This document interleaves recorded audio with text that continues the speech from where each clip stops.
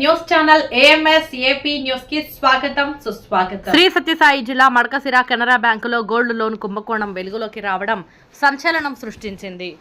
బ్యాంకులో gold appraiser గా పనిచేస్తున్న సుందరాచారి నకిలీ బంగారాన్ని అసలైనదిగా చూపించి బ్యాంకు అధికారులను బురళీ కొట్టించినట్లు పోలీసుల సమాచారం.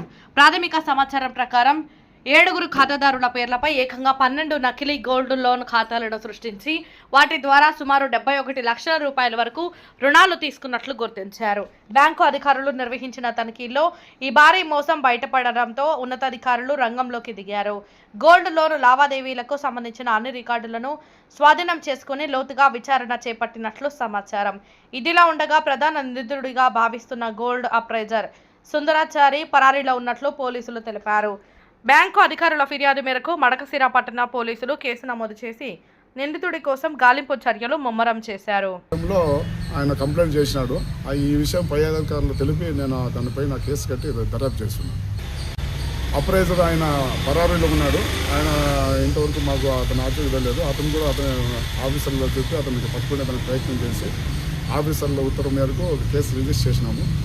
తర్వాత కోర్టుకు పంపినాము. ఇది విషయం.